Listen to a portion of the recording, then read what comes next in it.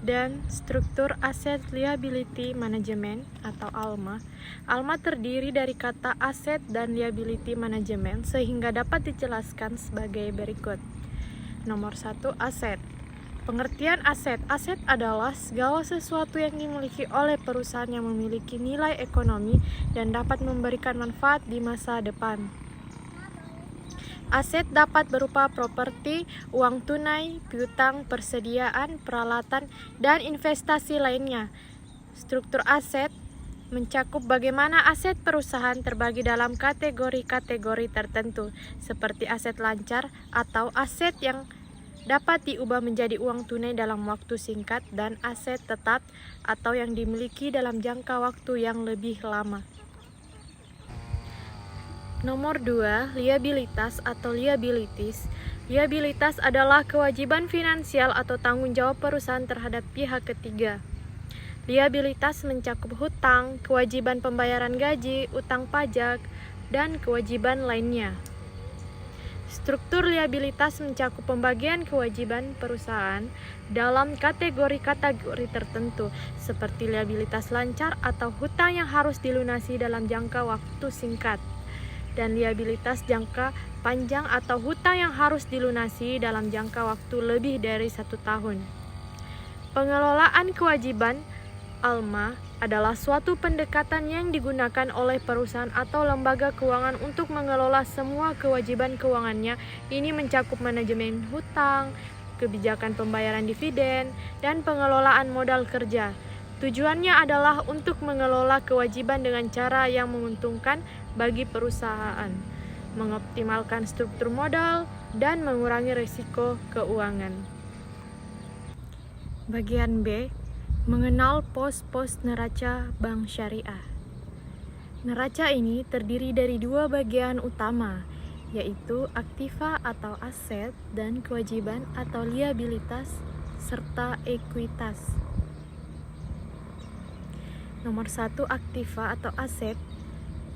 Ada aset lancar atau current asset, aset tetap atau fixed asset, investasi atau investment, dan aset syariah.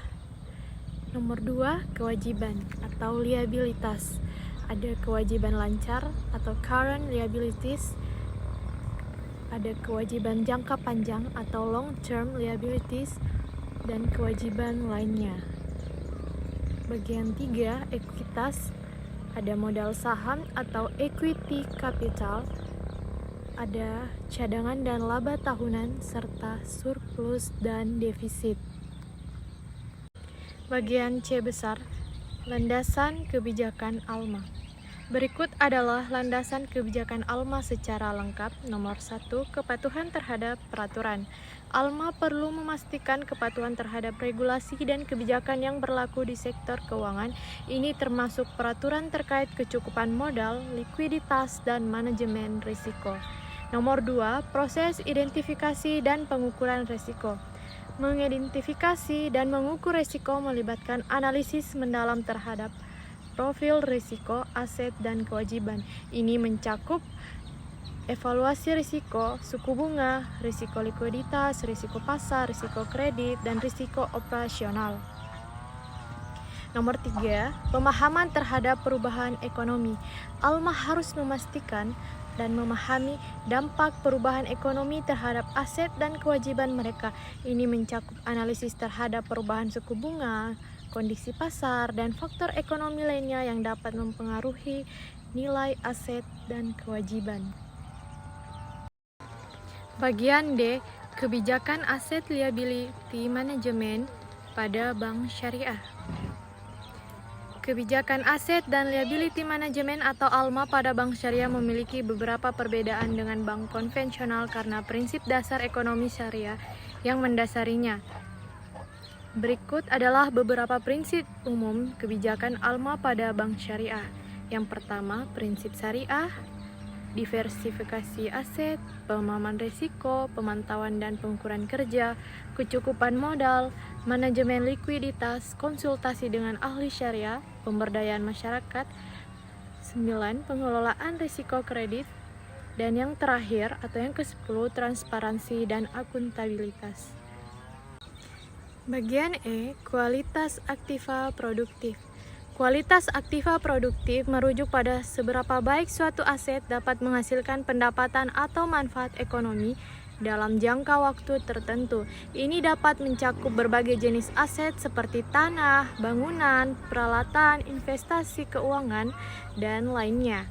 Kualitas aktiva produktif sangat penting dalam menilai kesehatan keuangan suatu entitas, apakah itu perusahaan proyek atau individu. Yang pertama ada usia dan kondisi fisik, kedua teknologi dan inovasi, ketiga lokasi geografis, manajemen operasi, faktor pasar, peraturan dan kepatuhan risiko. Bagian F, penerapan ALMA di bank syariah. Berikut adalah penerapan ALMA di bank syariah. Pertama, identifikasi dan pengukuran risiko.